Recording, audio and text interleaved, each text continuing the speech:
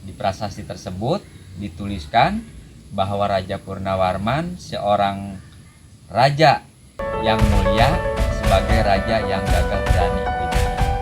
Bukan hanya pertanyaan saja yang menyelimuti kebingungan tersebut, melainkan bagaimana kita melangkah ke depannya. Selamat datang di Enigma.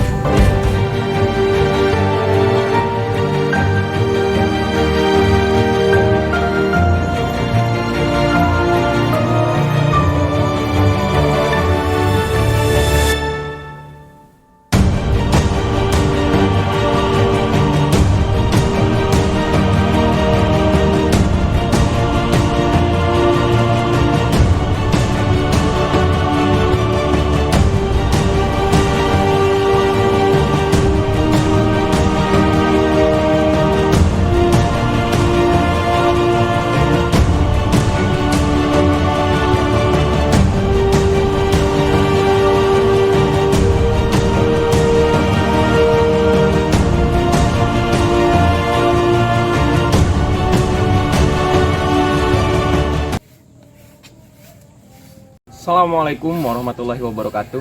Sampurasun, salam budaya, salam satu bangsa. Hari ini saya bersama dengan tim Enigma sedang berada di Prasasti Ciaruten yang merupakan salah satu jejak sejarah peninggalan kerajaan Tarumanegara.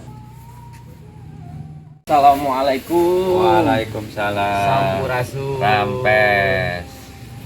Sok mangga cali. Nuhun Pak. Kumaha damang Pak? Alhamdulillah Pangesto sehat. Alhamdulillah. Nah, pada kesempatan hari ini Pak, perkenalkan nama saya Erik. Bersama dengan tim Enigma, saya ingin bertanya-tanya terkait dengan Prasasti Ciaruten ini Pak. Seperti yang kita ketahui bahwa Prasasti Ciaruten merupakan salah satu bukti sejarah ya Pak ya, peninggalan dari Kerajaan Tarumanegara yang berdiri pada abad ketiga sampai abad ke-7. Nah, yang saya ingin tanyakan Pak, sebenarnya apa sih Prasasti Ciaruten itu Pak? Yang disebut prasasti itu adalah sebuah dokumen atau tanda yang menceritakan kejadian seseorang di masa lalu. Di prasasti tersebut jelas tertulis. Di situ ada nama seorang raja yang dulu memperjuangkan Nusantara ini sampai menjadi NKRI. Di prasasti tersebut dituliskan bahwa Raja Purnawarman seorang raja yang mulia sebagai raja yang gagah berani di dunia. Prasasti Ciaruten ini merupakan simbol penghargaan ya Pak ya, lebih tepatnya untuk Raja Purnawarman ya. Iya. Bisa disebutkan yang mengagungkan nama Raja Purnawarman karena di setiap prasasti Tarumanegara itu mengagungkan nama Raja Purnawarman. Oh, seperti itu ya Pak ya. Nah, kemudian Pak, pada prasasti ini huruf apa sih yang digunakan itu Pak?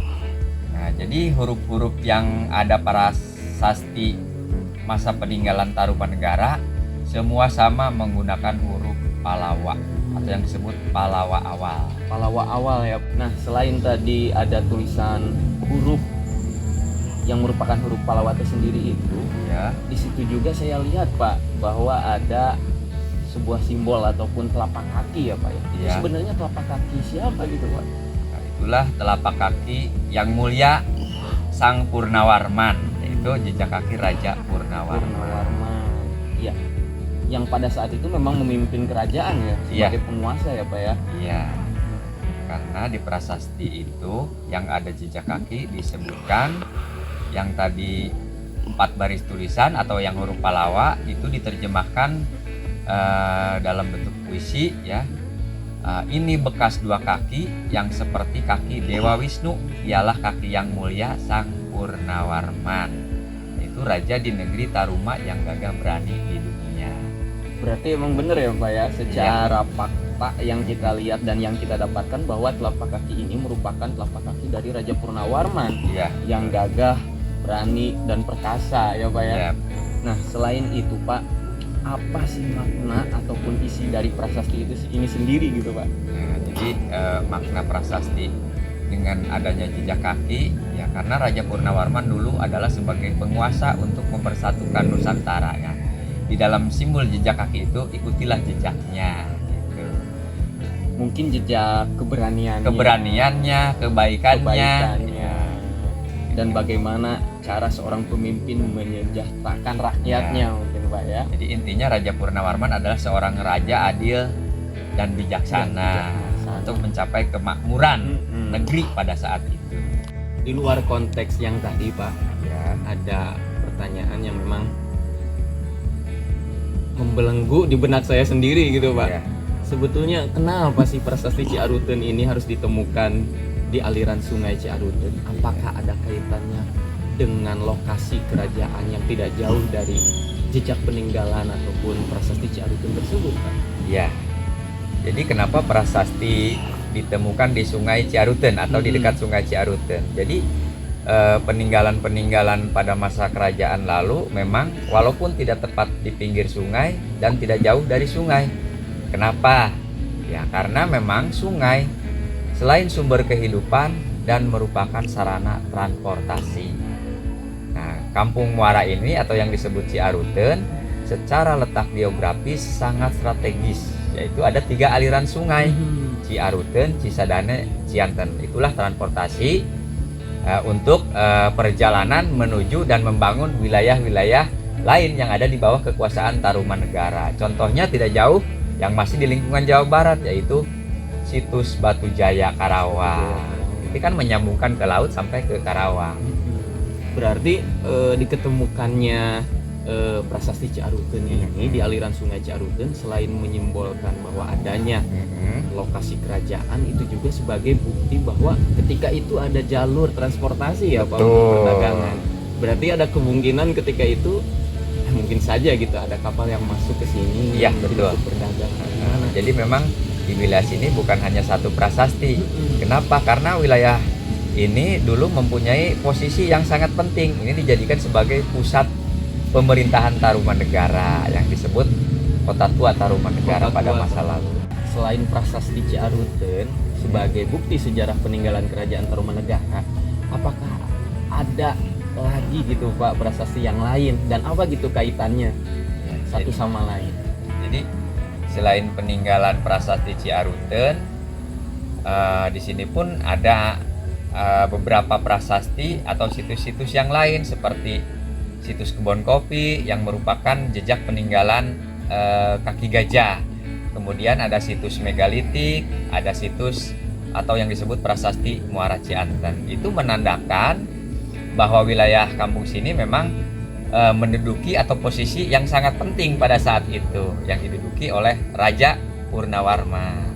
Apakah ada kaitannya Pak antara satu situs dengan situs yang lainnya Pak? Ada. Nah, kalau prasasti Ciaruten tadi sudah Bapak sebutkan ya mengenai tentang kegagahan Raja Purnawarman. Nah, kalau situs Kebon Kopi atau prasasti Tapak Kaki Gajah itu menceritakan tentang kejayaan bahwa Raja Purnawarman pada masa lalu yaitu menunggangi gajah yang disebut Airawata. Nah, secara mitologi Hindu, Airawata itu seperti tunggangan Batara Indra atau sebagai dewa perang. Nah, Purnawarman sama seperti itu. Nah, itu memiliki sifat-sifat berperang atau yang disebut dewa perang, dewa perang. Nah, tadi sudah dijelaskan oleh Bapak Gandhi bahwa prasasti yang ada dekat dengan prasasti Ciaruten itu ada juga prasasti Kebon Kopi 1, prasasti Kebon Kopi 2 dan Pasir Muara ya Pak ya? Betul. Nah, itu merupakan salah satu bukti sejarah peninggalan Tarumanegara yang menyimbolkan adanya seorang raja yaitu Purnawarman yang gagah berani ya di negeri kita. Apakah ada hal-hal yang terkait dengan mitos ataupun kepercayaan dari masyarakat sekitar terkait dengan prasasti Ciaruten atau prasasti yang ada di sekitar lingkungan Ciaruten ini Pak? Ya, baik.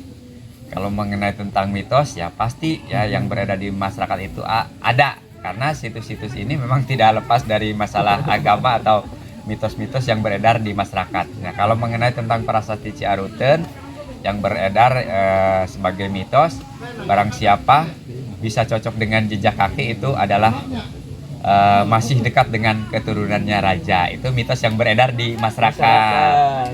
Dan juga mitos yang beredar selain itu, barang siapa yang memang cocok pas menginjakan kaki di situ, ya segala niat atau usaha akan diberikan kelancaran. Padahal itu hanya kan sebuah mitos. Kita jangan tergantung percaya ke sebuah benda. Kita harus percaya kepada Sang Maha Pencipta. Tahun berapa sih situs ini tuh diketemukan? Saya pernah baca sebuah artikel bahwa situs ini diketemukan sekitar tahun 1863 Nah, oleh orang Belanda ya Pak ya. Seperti itu. Apakah benar atau tidak Pak?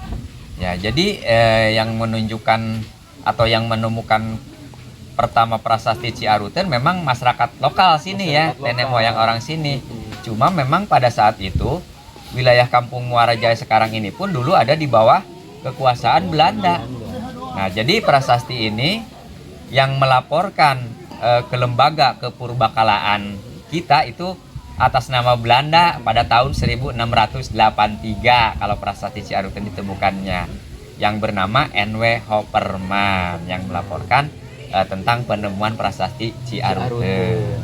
Kemudian kan kita tahu bahwa prasasti Ciaruten itu ada di Sungai Ciaruten sendiri itu. Pak. Iya, betul. Nah, proses pengangkatannya itu seperti apa Pak?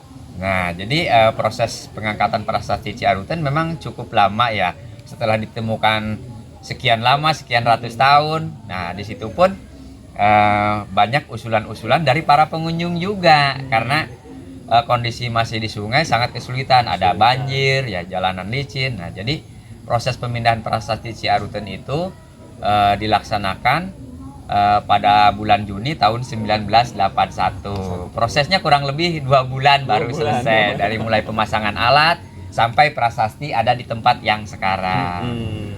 Apakah ketika proses pengangkatan itu ada hal-hal yang memang di luar logika kita gitu Pak? Ya, ada. Itu yang percaya, bagi yang percaya. Kalau Bapak memang menyaksikan pada saat itu. Jadi hal-hal aneh waktu pengangkatan prasasti Ciaruten, alat yang berkekuatan 10 ton untuk kekuatan daya tarik itu kadang-kadang tidak mampu, tidak kuat. Jadi pada saat itu memang dilakukan melalui proses ritual juga, dibantu dengan tata cara agama juga, meminta agar pekerjaan pengangkatan prasasti Ciaruten itu diberikan kelancaran. Alhamdulillah memang pekerjaan pengangkatan prasasti Ciaruten berjalan lancar sampai akhirnya dibuatkan situs museum sampai sekarang. Berarti ketika proses pengangkatan itu bukan hanya warga juga ya, bukan hanya pemerintah, tapi warga juga membantu ya Pak? Membantu, jadi banyak melibatkan memang waktu pengangkatan prasasti Ciaruten. Kalau mengenai tentang dari lembaga atau pemerintahan itu dari Direktorat Jenderal Kebudayaan, kemudian lembaga lain atau pihak lain yang membantu proses pengangkatan ini melibatkan UGM juga, UGM, UI, ya.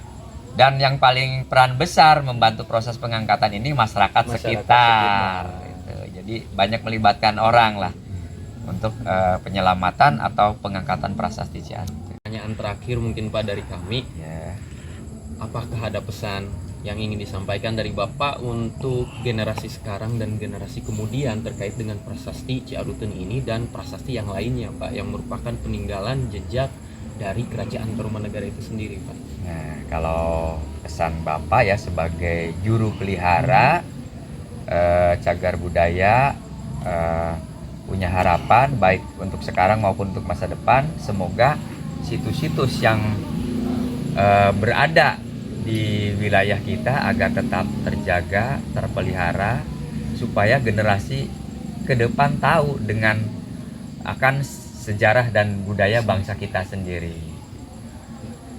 Nah, jadi untuk kalian semua, generasi sekarang dan generasi kemudian, mari kita sama-sama pelihara prasasti ataupun jejak sejarah peninggalan dari leluhur-leluhur kita zaman dahulu kala, agar generasi kedepannya bisa melihat situs ini dan makna maupun nilai yang terdapat pada peninggalan-peninggalan sejarah maupun prasasti maupun situs dapat kita ambil. Karena bangsa yang besar adalah bangsa yang menghargai sejarah dan budaya. Bangsa yang besar adalah bangsa yang menghargai sejarah dan budaya.